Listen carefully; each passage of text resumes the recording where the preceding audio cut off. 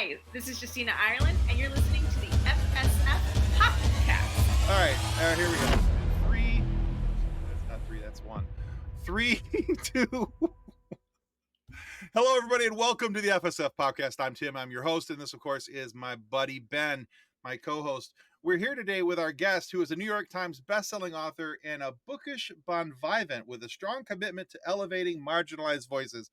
No, I did not write that. I stole that from her website. And I'll let you look up bon vivant because I had to. I grew my vocabulary. Do something for yourself today. I got smarters. Anyway, our guest is the author of books like Out of the Shadows and A Test of Courage for Star Wars, The High Republic era. She's written Dread Nation, Deathless Divide, Rust in the Root. And well, that's just like the tip of the iceberg of all the things that she's written. There's a whole lot of other books out there that if you haven't read them already, you're going to want to check them out. And just, I'm so stinking excited to welcome Justina Ireland to the FSF Podcast. Welcome to the show, Justina. Oh, good to be here. Yay! Yay! She said it was good. Very excited for this interview. Yeah, exactly. We've been talking about this for a few days. Where I'm actually listening. I just started listening to Out of the Shadows on Audible. I used to be a big reader when I was a kid. Now I like listening to books while I'm out doing things, while I'm driving, while I'm especially Star Wars books, because they typically have really cool soundtracks, and it's like a totally immersive experience when you listen to them. So I really dig that. So that's where I'm at with my book knowledge of Justina Ireland. I'm in the Out of the Shadows. But so out of the gate, one of the first things that I love to do, so first things first, I love a good story. I love finding out what makes people tick, why they are who they are, what kind of drives them. I used to run another show called Focused on Forward, where we talked about how they overcame things in their life and how they moved forward, and those stories of how people became who they are and do the things that they do kind of got drafted over into here a little bit in this one very simple question. Justina Ireland, what influenced you to be the person you are today? What influenced you to become an author? I didn't start writing seriously until much later in life. I think a lot of people, they're like, when did you first start writing? They're like, when I was in elementary school, I read this story and gave it to my mom, and she said it was great and put it on the fridge. No, I didn't do that. Like, I was a big reader, but I also wasn't. I grew up in Southern California. I grew up in a trailer park, so I grew up like very poor, and we weren't the people who necessarily that I thought we would be writers. Like when you see a writer on the back, and it's like tweed patches on, just like patches on a tweed jacket and like a pipe or something. I wrote a book, Muffy. Right. Yeah. I wrote a book. And so it was never one of those things like I thought I would do. And so, I grew up, after high school, I joined the Army. I was in the Army for around 10 years. And then I met my husband in the Army. We got married. And then, life continues on. I was working for the federal government. I had just had a kid. And I was kind of like, I have no dreams. Which is like the saddest thing to it's like all these things. I was like, I'm going to do this. I'm going to do this. I'm going to do this. Like, I've done them all. And I was like, what do I do next? And my husband was like, you should write a book, because you're always talking about I could write a better book than this, which is what a lot of people say. But then when the rubber meets the road, it's like the reality is not true. And so I did. I wrote a book. It was terrible. I wrote another one. It was slightly better. And then I read The Hunger Games by Suzanne Collins. And it sort of clicked, because I realized I could write, YA, but I could write books that didn't necessarily have to have all these things that other people's books had. Like, I didn't have to write a murder mystery, because, murder mysteries for me, they're very procedural, and I kind of hate writing mysteries because it just makes my brain go numb. And so I wrote a book called Vengeance Bound, came out, didn't do anything. I wrote another book, Promise of Shadows, came out, didn't do anything. And then I went to do an MFA, because I was like, well, I gotta get better at this writing thing if I want to keep doing this. And keep in mind that all this time I'm still working for the Department of the Navy. I'm writing policy. And one of the things about writing policy is nobody reads policy. And so what I really wanted to do was just write stuff people were going to want to read, which is what every writer wants to do. And that's kind of what has made me who I am. I just put all the things I want to see in books or I want to see in storytelling in my books. Like Out of the Shadows has a whole bunch of conversation about hyperspace philosophy because hyperspace is one of my favorite things about Star Wars, and I just want to know, like, what's the science behind it? What's the philosophical arguments behind it? What are the metaphysical arguments behind hyperspace? Like, how does it make people feel? And like that is sort of like my philosophy is like when I sit down to write a book, I'm basically writing a book that I hope I want to read and hopefully other people want to read as well. Which, by the way, thank you so much for doing that. Because I am the nerd that's like, but why does it work? How does it work? And then I'm reading Out of the Shadows and I'm just like, it's all here. It's all here.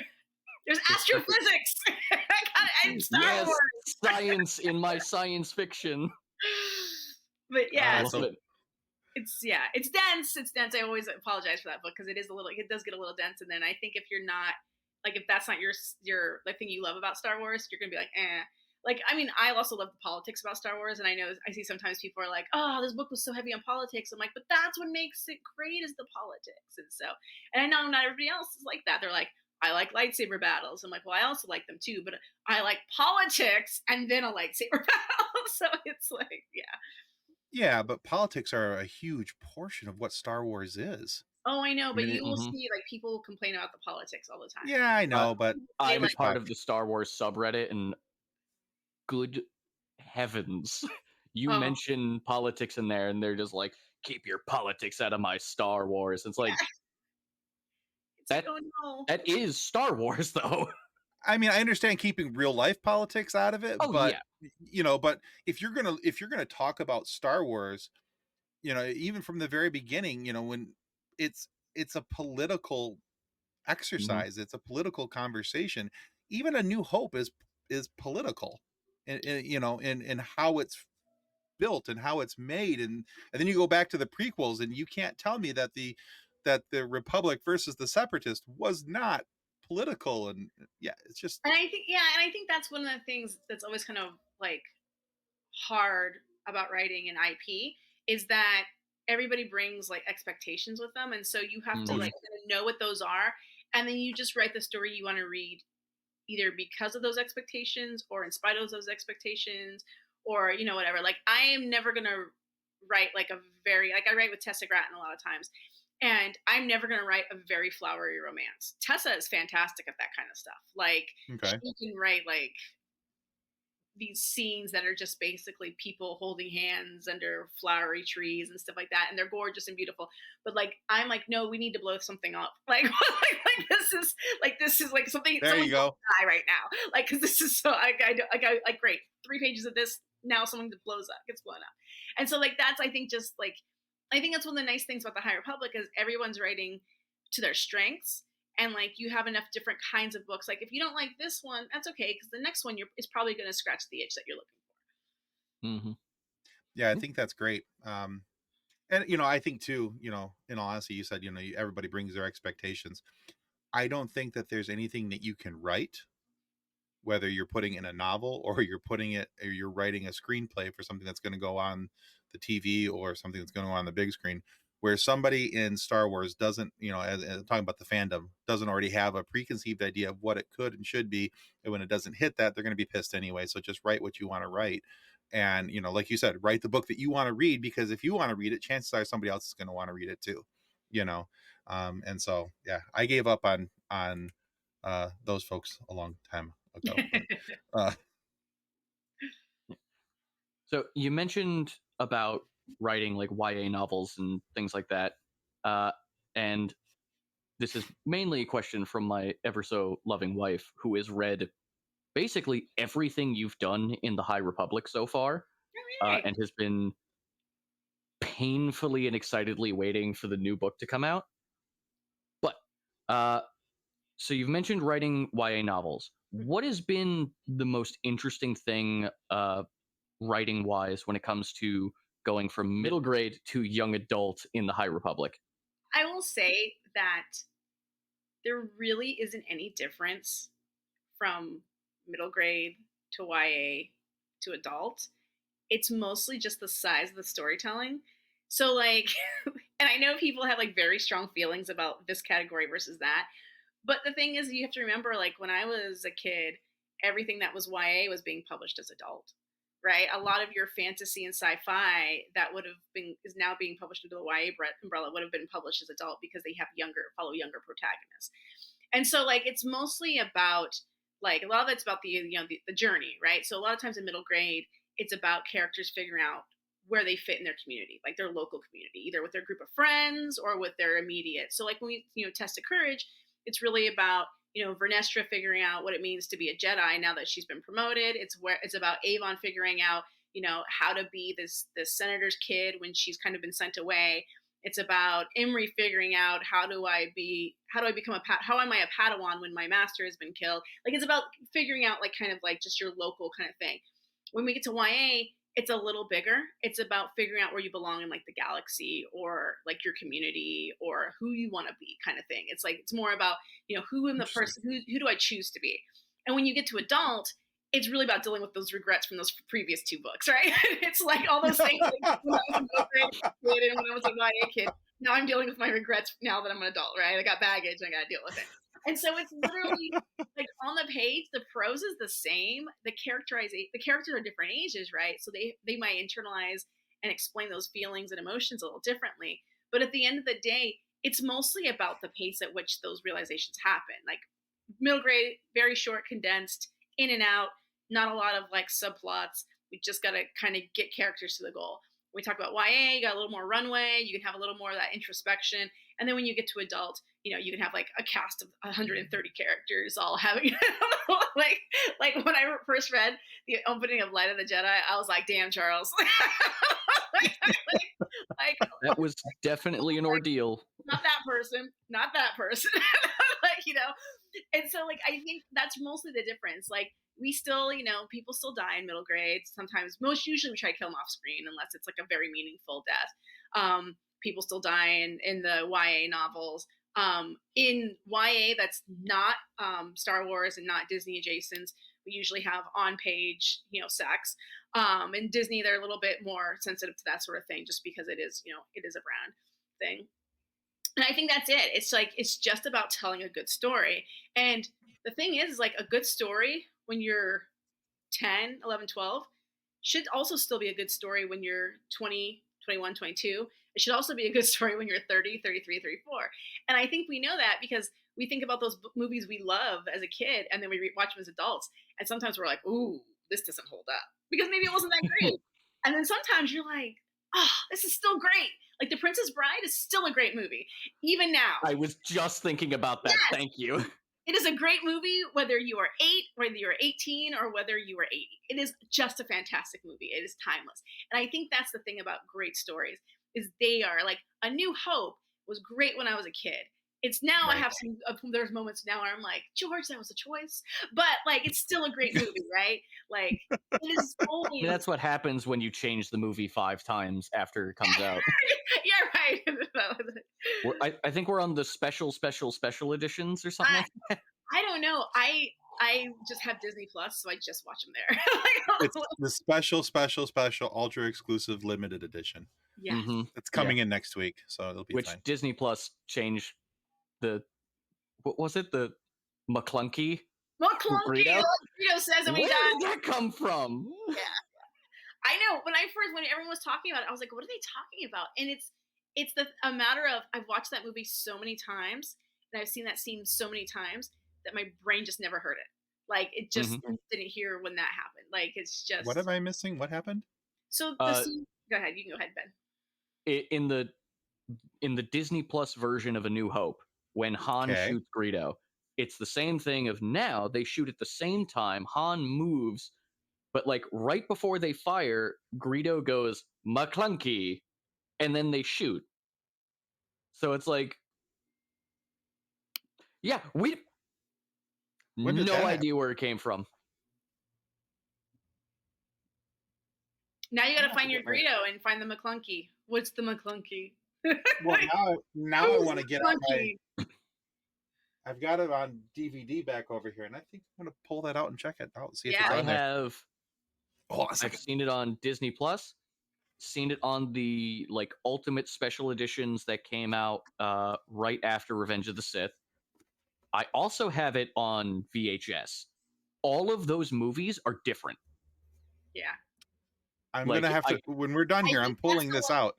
That's what I think the one I have, and I don't believe it's Mhm. on there. There's no McClunky. They added it just for Disney Plus. I know this because I did a side by side because I have it bought on YouTube as well. Oh. That one does not have McClunky. What? Who is McClunky and why? It's just kind of a debate. Maybe it was like a background like painter who never got his like proper credit in the movie, and so they're just like, well, we'll just work it in somehow 30, 40 years later. It's fine. Mm-hmm. Or maybe that was like one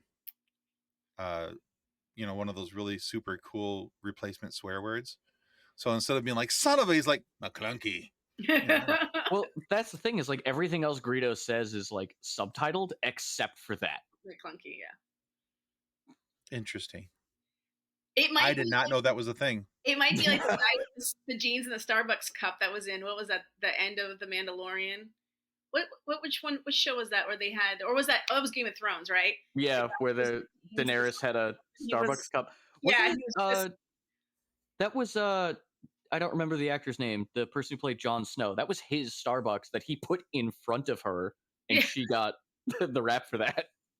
I can't remember who it was. I just remember it was like in frame, and somebody didn't check it out. Back in the days when it was fun. before it was sad. R.I.P. Oh boy. As many times as I've watched this is actually just blowing my mind at the moment. Yeah. Because many times, I mean, literally, I watch Star Wars chronologically all the way through, from the very beginning to the very end, and I start back over again because that Star Wars is life for me. Then I have a question for you, because my husband and I have already got this. Do you work the Clone Wars in, or do you just watch the movie straight through and then go back to the Clone Wars and then Rebels? I watch the movie, and then I go to the Clone Wars episodes, and then after Clone Wars, then I watch Revenge of the Sith, and then I watch Rebels, and then, because otherwise it's too hard to stop, pause. Do you watch Rebels and then Rogue One, or do you watch Rogue One and then Rebels? Rebels, then Rogue One. Then Rogue One. Yeah, because technically Rogue One happens at the end of Rebels. Mm-hmm, yeah.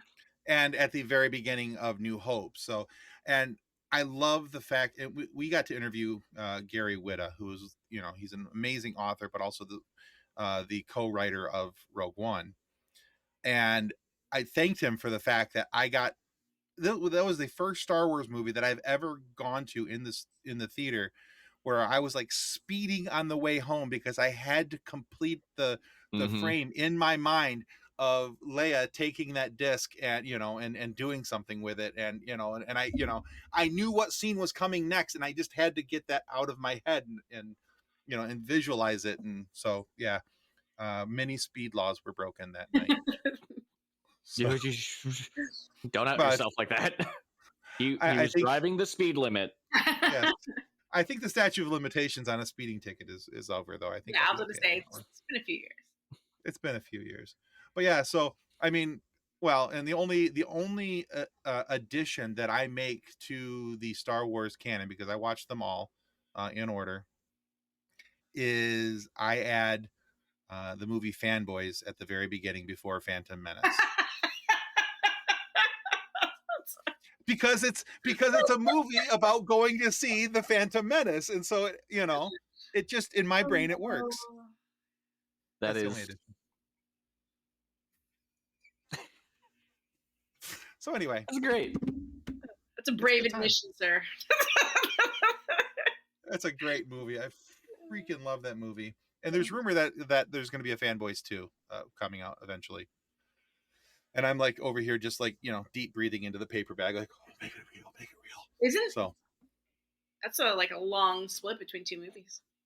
Yeah, it would be. Yeah. I mean, the split between The Incredibles 1 and 2 is like, what, 14 years or something like that?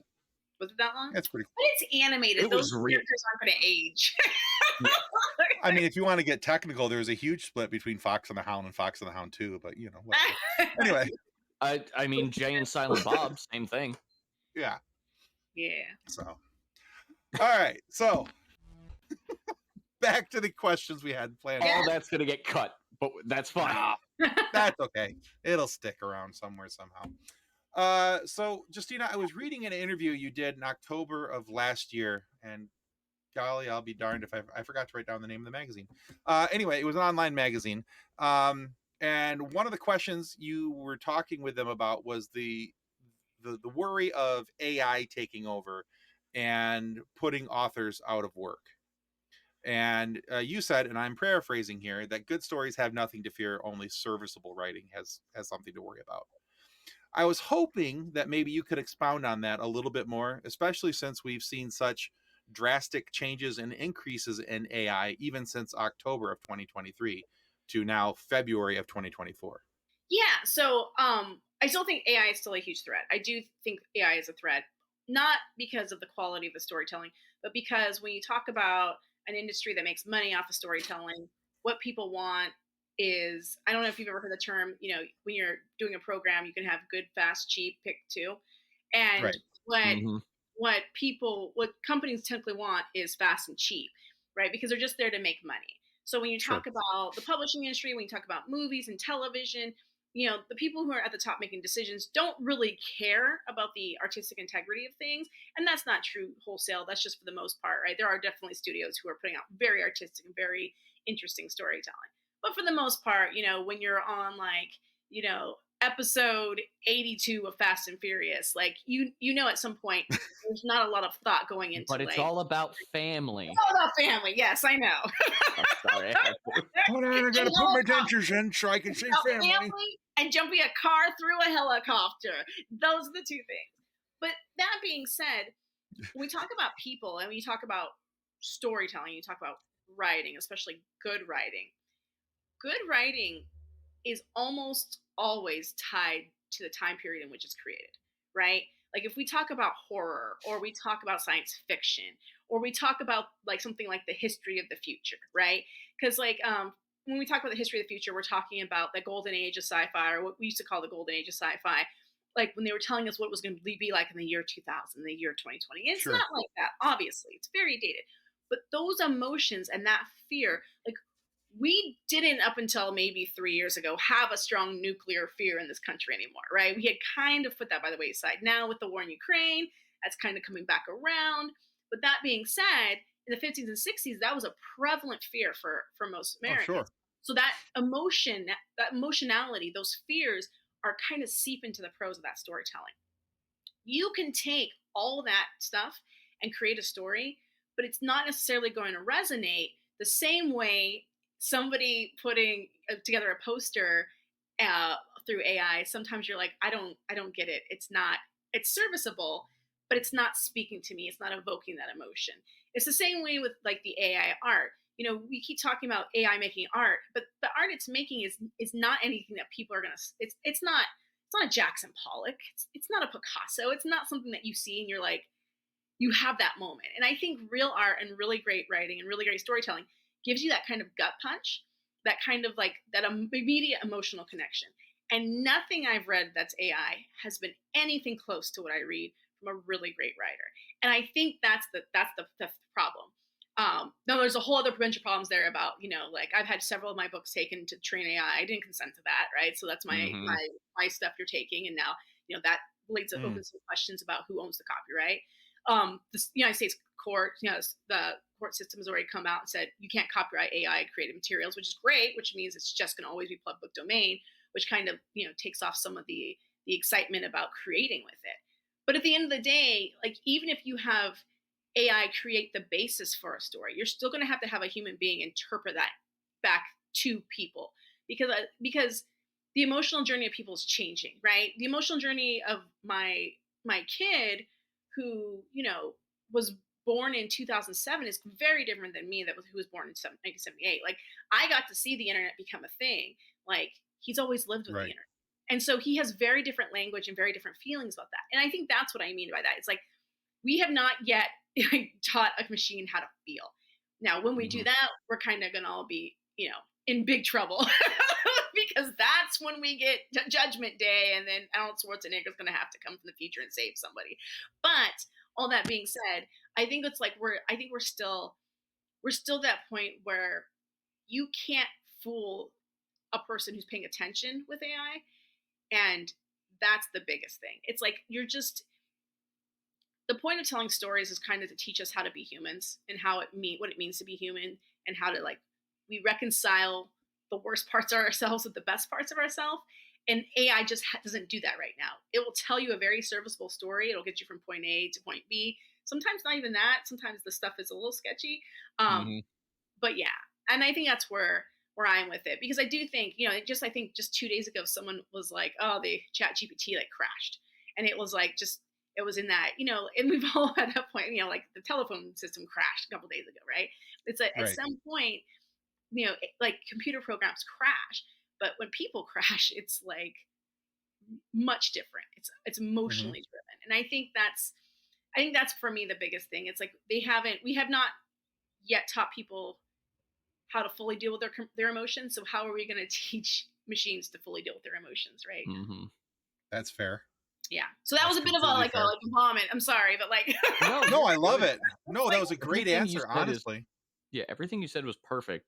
I've definitely noticed that where I'll see posts on Instagram or Reddit or Facebook or whatever and just be like, why does this feel off? Why am I not feeling anything from this?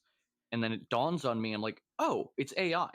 It's a lot of people will have flat out said that it's soulless. Mhm. There's yes, no emotion behind it. They just copy and paste, like ripping out other people's work and kind of making some kind of weird paper mache monster out of Right, everyone right. else's jobs. yeah, And it's just Yeah, I mean, so dystopian. I've used a couple of AI for a couple things, but I've actually gone back through and edited what AI gave me so that I could put some life into it, because I wasn't just sure how to word a couple of things, and I thought, well, I'll put this into Chat GPT and see what it spits back out at me, and I liked about 75% of it, and I was like, that other 25% is where, like Ben just said, it's soulless. That's where the soul was, and I was like, well, it doesn't have anything that resembles me, because it's not how I would talk. It's not how I would write something, in my voice, and so I wanted it to be in my voice, and so I made a few changes. Um, the other thing is, and this was we have my buddy over at the Scarif podcast, Ro, was putting something out today about his new profile picture. And you were talking about AI art, and he put out this profile picture that looks nothing like him. And so I used the same app, and I did one of me. According to AI, this is me. That looks nothing Who like me. in the nine realms is that guy? I don't know, but that's not me. So that looks like AI is cool, but I think there are still some very strong limitations as to what it is and how it does. That I haven't, let's call a spade a spade. I have never really been a thin mint to begin with, and I haven't been that dude since I was probably like, in high school. So that was maybe freshman Tim face there, but anything else has been a little, extra large. Just saying. But I also think So, like that photo is so generic, right? oh, it is. Like that photo doesn't have like a lived experience, and you can tell. Like, it looks like generic comic guy number 3, right? Like it looks like it. I mean, it's just, and that's the thing. It's like when you write, for example, like you're bringing your experiences. You're bringing your, like, you have like a backpack of baggage with you that you carry everywhere, right? All your Right. experiences, all your successes and your traumas and your failures, embarrassments, and like you put that in Absolutely. language. Like there are words that I would never use, and so like AI doesn't have that, right? It's just picking from everything. And there are words that I love that are in there all the time. Like the word juxtapose is like probably in more books than it should be, but I like that word. And so like I is think it's that It's a why? cool I it's a cool noticed word. that. I'm like, I wow. think it's just such a great way It's to say that, instead of like when I compare the two items, it's like juxtapose is just like straight to the point. And there's a few so other, That's great. yeah, but so like I think quick it's quick like that thing. Anyway, go ahead. Sorry. No, I'm sorry. I was shutting up so you could talk. Because we brought you on to talk, not to hear me. But so quick side note about how I discovered the word juxtapose, kind of like I discovered Bon Vivant today. Just like so. Years ago, so one of my favorite singers and one of my favorite bands is Scott Weiland from Stone Temple Pilots. Scott Weiland, who is now dead, but Scott Weiland, I absolutely love that man's voice. I mean, he could sing anything, and it was impressive to me, his range. But they were doing back when VH1 actually played music. They played old people music, right? Remember, they were like the older adult station, and then MTV. That's right. Here's Right. all the youths. So yeah, exactly. So at one time, MTV was doing Unplugged, and VH1 was doing something called Storytellers, where they would bring a band on, and the band would sit down and they would talk about how they came up with these songs and everything, all these different things. And all of a sudden, he was talking about their song called "Sex and Violence," and why he wrote it, because he liked the idea of the juxtaposition between those two. And I was like, juxtaposition? What the hell is that? And I had to look it up, and I learned a word, and I got smarter. So anyway, thank you, Scott Weiland. You've been using all kinds of vocab words today. Juxtaposed, expound. That's a big one. I didn't even have to get out the calendar for the word of the day. I'm pretty impressed with myself. So. Oh boy. Okay. So back to our regular scheduled programming. You mentioned before about Vern. Vern is a beloved character for pretty much everything you've been doing in the High Republic. Honestly, my wife's favorite character, because to quote, Vern is so unbelievably cool. That's it. That's her whole thing. It's just Vern is so cool. Looking at the pictures of Vern, yeah, that's it. There's other words in there that I can't say on this program. We'll talk about that later. But what's been the most fun, but also the most painful thing about writing Vern's journey, whether it be through Test of Courage all the way up to the upcoming Defy the Storm? Maybe not giving spoilers for that last bit, though. Yeah, I mean, definitely the most fun has been taking this kid, this character who I created from my 90s gifted kid angst, and like giving them an entire story arc that has nothing to do with anything I've ever accomplished or achieved or lived through. And I think that's sometimes like the best part of Star Wars is it gives us a place to like kind of like dream and imagine and stuff like that. I mean, because like Big Vern's whole thing is like you got promoted too early, kid. Like, and like now all these bad things are happening in the galaxy, and you don't even get a chance to really settle into your job before you're being kind of thrust into the forefront. And so it's been really great to kind of tease that out, and also kind of show that like I think a lot of times, like especially when we talk about the prequels and just taking like if you just watch the films, especially for like those fans, the Jedi come across as really cold and unfeeling and like kind of like self-involved, like which they are, but yeah, right. Especially by the time of Phantom Menace, but like that, like when Qui-Gon tells Shmi like, "Well, better luck next life, lady in slavery," like it's just so much. I don't know. It's just so bad, right? And you're like, oh, and so being able to show that like the Jedi are not that way, like giving them depth and like breadth and worries and concerns and things and people that they care for, even though they're not going to like put them ahead of like their beliefs and kind of stuff, has been really great. The like most anxiety inducing or worrisome thing about writing Vern is 100% when I heard she was in an acolyte, because I didn't know how she was going to change. Now I'm good. Like I've gotten like the back brief on that, and so it's pretty cool. But like when that was first announced, I was like, oh no. So like right when the High Republic was announced, and this was when I saw on Twitter, someone looked at all like the concept art and didn't like Vern's concept art, and then came up with like what was like this hyper-sexualized concept art for Vern, and it was like basic anime made chick number 2 kind of thing. Oh And yeah. yeah, and they do it all the time. And like, Lower back problem girl. yeah, So Mhm. yeah. it's like, It's all about the plot. yeah, right. It's like these aren't breasts; these are bowling balls. Like these are pinatas. Like it's just like this hyper Those anatomy. are the plots, yes. Yeah, that is the only plot you need. And it was like this outfit, and it was just, it was like kind of like, dude, she's 16. Like, like Mhm. that was like that was like, you know. And I had that moment where I was like, this isn't like, that was like the realization I had where like, oh, this is going to be something that's totally bigger than me, and I need to get okay with that. So when I found out that Vern was in the Acolyte, I was kind of, that was my thing. Is like, I hope that they realize what people like about Vern and who Vern is as a character, and they honored that instead of like filing off the serial numbers and creating a whole Mhm. different character who has nothing to do with the, you know, arc we've already established.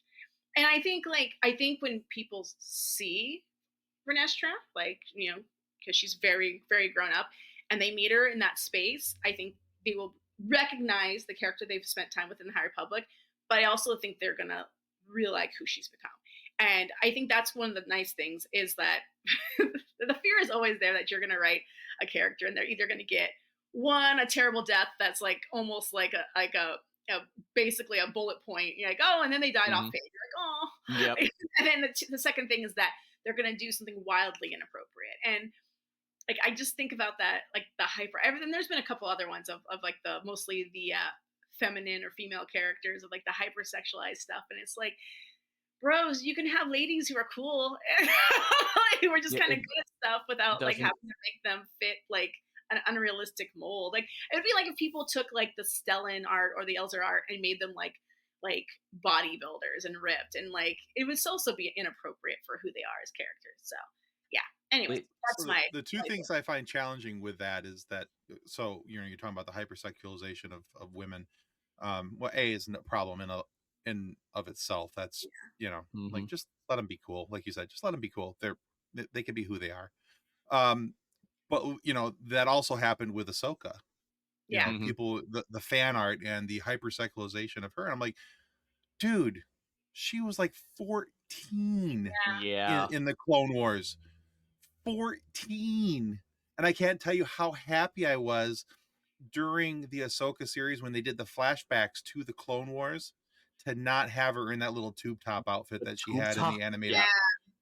Yeah. and it just I was so glad that they had that Disney, went back and they fixed that for the live action. And I was like, thank you.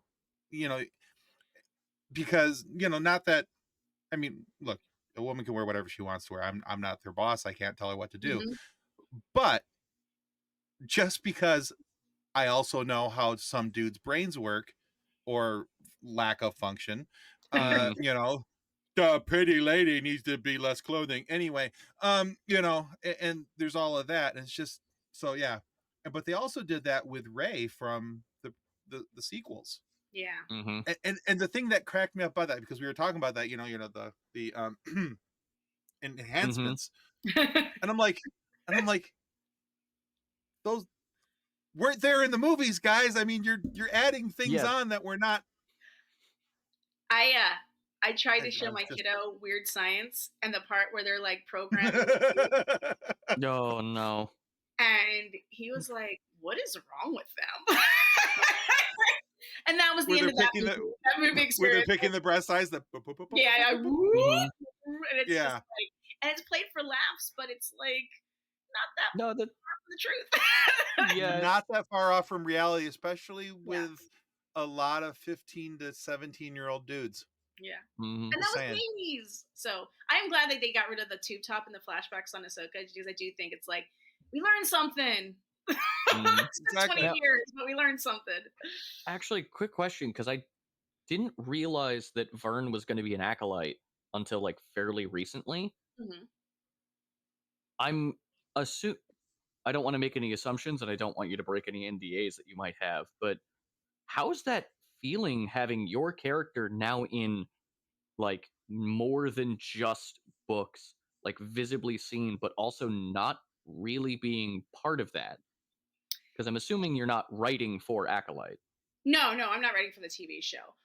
But it's kind of the deal. Like it's kind of what you sign up for. Like that's why whenever I see like creators who like work on like Marvel characters or like Star Wars things, they get all mad about like how their characters are being used in the space or the storytelling that's happening. It's like it's in the contract, boys. Like it's right there on the page. Mhm. Like like it's part and parcel of being able to Sure, come to the party, sure. right? Yeah. So it's like one of those things. It's like it's kind of one of those things. It's like you know it's always out there, but you're kind of hoping for the best. So Mm. Okay. Okay. All right. So as I mentioned earlier, I love following you on social media. I have had some nice hearty laughs on your posts. Um, I honestly, I'm laughing, and my wife's like, "What are you laughing at?" I'm like, "Justina Ireland. She's awesome." Um, uh, it's honestly some of the most enjoyable content on Threads, in my opinion. Because you talk about a little bit of everything. It's not just, hey, here's my book, here's my book, here's my book. It's, I mean, there is some of that, obviously, that has to yeah, happen. There needs to be some shameless self promotion. I'm no stranger to that.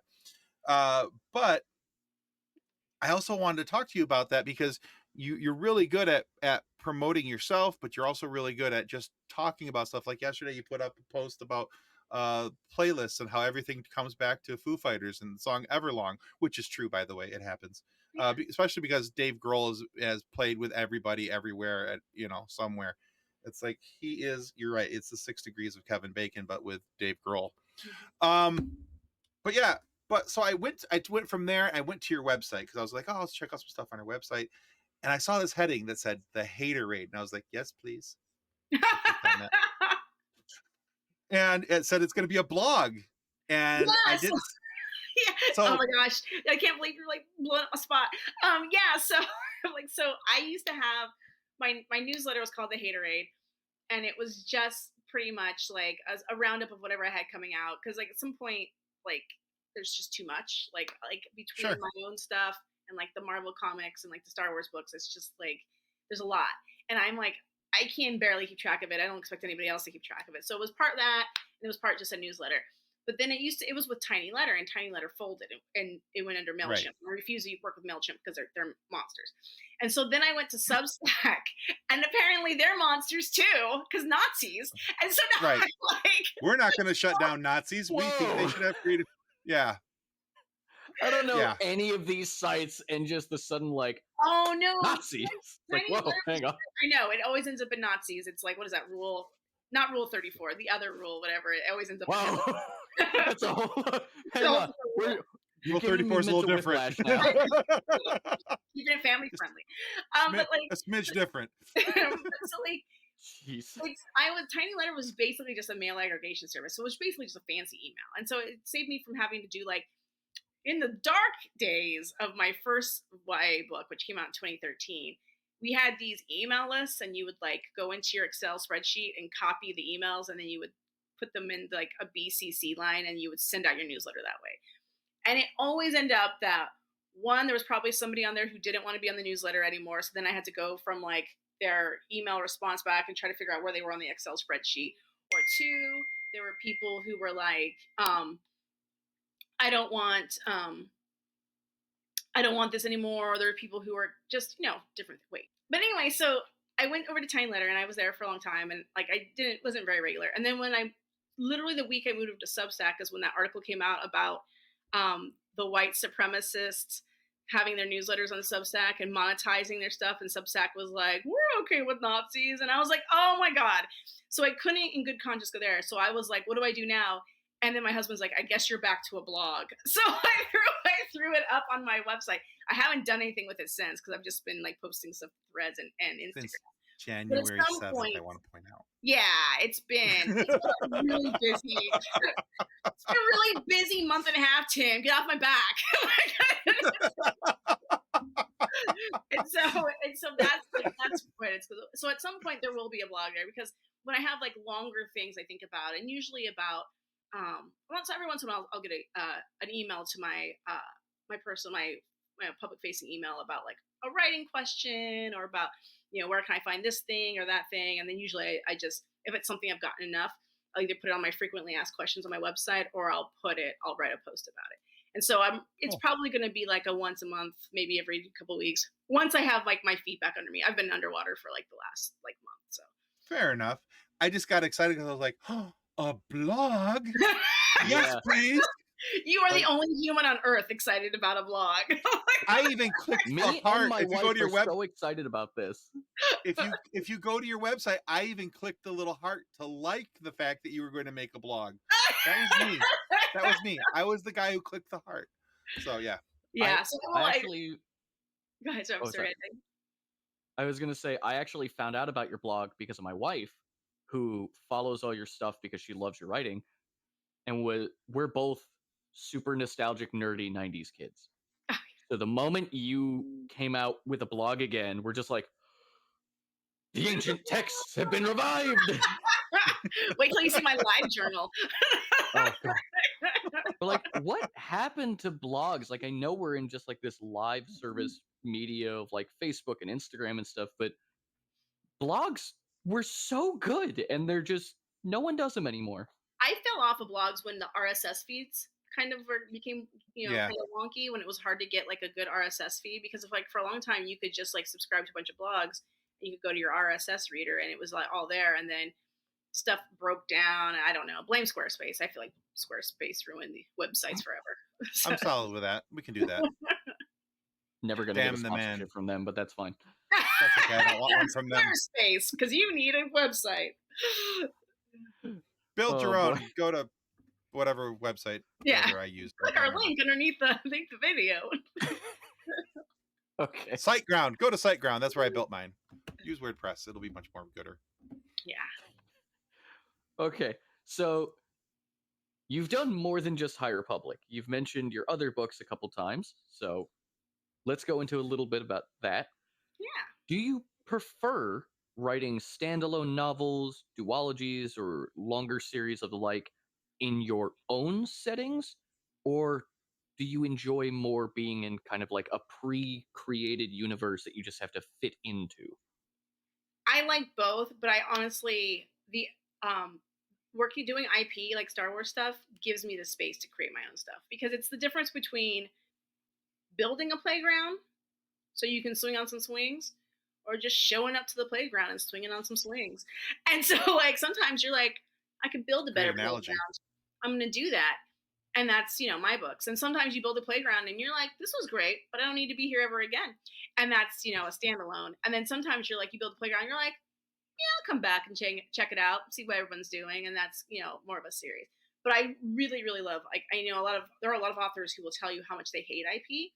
And for those who don't know, IP is intellectual property. It's when the characters and the copyrights are owned by another party.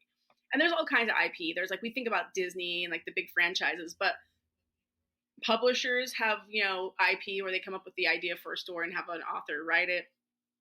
There are production companies that have IP where they come up for an idea for a story and have an author write it. So there's lots of different kinds of places you can do that. And it's nice because there is some IP where you create the world yourself and you do all that work. And that to me is always kind of like the least fun, because you're doing all the work and yeah, you're getting paid, but you're not really getting into the back end rewards. And so it's like, it's for me as like I'm a full-time author, and that's, something when I started publishing, I knew that was my goal. That was my dream, the impossible dream. And so for me, it's a matter of like diversifying my portfolio, because if I'm only writing one type of thing, like I write TV, but TV was on strike for half of the year last year. So if I only wrote TV, like I'd be like, crying to my mortgage company right now. And so being able to diversify keeps me able to like eat and pay my bills and that kind of thing.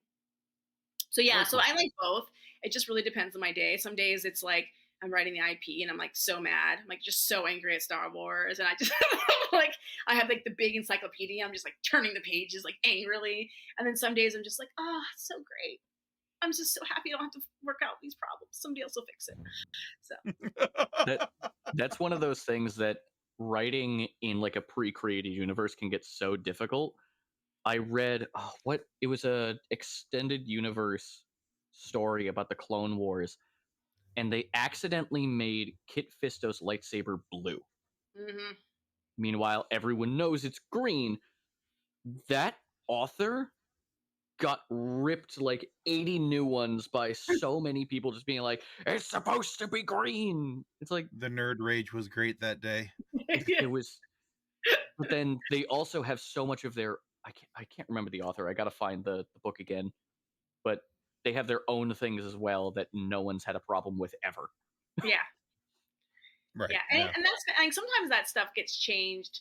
Like, you have a copy editor who is supposed to, like, who has all that stuff. And sometimes you'll go in and you're like, wait, the copy editor changed things. This isn't right. And then it's like, you got to flag it, make sure everyone looks at it. And you're like, hey, did this change? Especially with the High Republic where everyone's writing at once, you'd see things came back in copy edits and you're like, did we change this somewhere? Because that's not what we had discussed.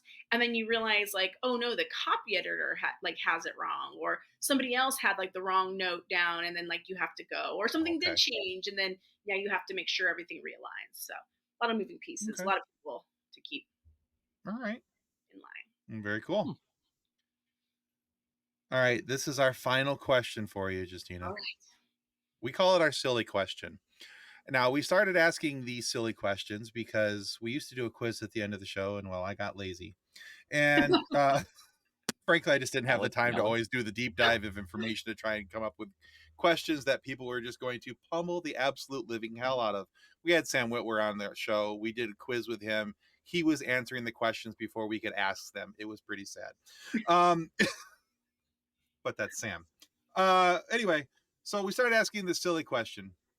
We used to ask a couple different ones. This is the one we've settled on for a while because we realized that at a certain stage of life, people stop asking you this question. And frankly, we think that's also sad.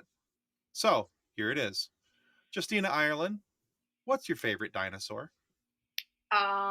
This is so hard because it's a Stegosaurus today, but sometimes it's a Triceratops.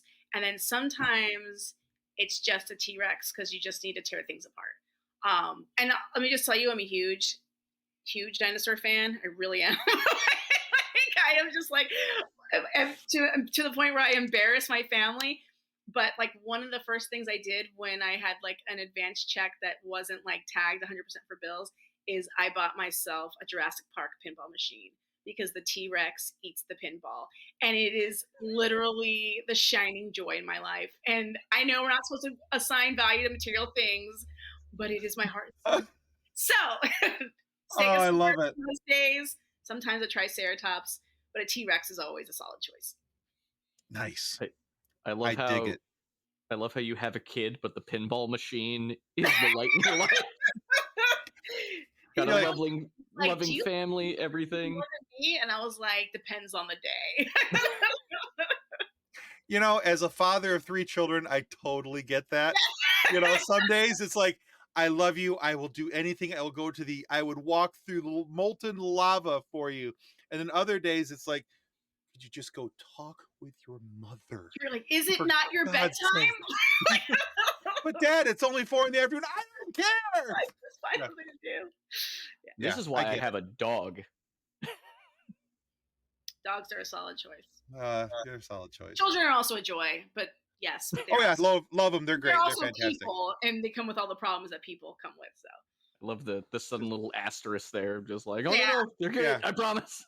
No, yeah, they're great. Love you, kid. Well, Justina, thank you so much for being on the show today. Where can our listeners go and find you and more about your work? Yeah, so you can always find my website, justinaireland.com. You can find me on Instagram as justina.ireland. I'm pretty sure Threads is the same, justina.ireland. You can probably find me on Blue Sky, but don't hold your breath. So that's probably mostly where you can find me. And you can find my work wherever great books are sold. And if you like horror television, you can watch the latest show I worked on, The Fall of the House of Usher, is on Netflix now. Oh, that's fantastic. Cool. Well, thank you so much. We'll make sure to put all those in the show notes below so our listeners can check you out. This is why I'm so check them out. That's right. All right, guys, I want to remind you that subscribing is the most important thing you can do right now. So click that little button, that like button, the subscribe button. That helps us to be able to get more amazing content and these amazing guests for you to be able to listen to. Just think of all the fun you wouldn't have had you not subscribed, because you would have missed out on this amazing interview with Justina Ireland. So yeah, make sure that you click the like and subscribe, and go check out her work as well. There's all those links down there. We put them in the show notes. It's not just for practice. Go check out her stuff as well. So follow her on the socials, because trust me, it's a hoot, and it's a lot of fun. I really do dig her social media, and yeah, I'm a fan. So anyway, yeah, go check those out. And thank you so much, Justina, for coming on the show today. Really appreciate your time. And guys, thank you for watching. That's going to be it for us on the FSF podcast. Goodbye. Copyright 2024 FSF Podcast. Reference to any specific product or entity mentioned on this podcast does not constitute an endorsement or recommendation by FSF Podcast. The views expressed by guests are their own, and their appearance on the program does not imply an endorsement of them or any entity they represent. If you have any questions about this disclaimer, please contact us via email at info@fsfpodcast.com.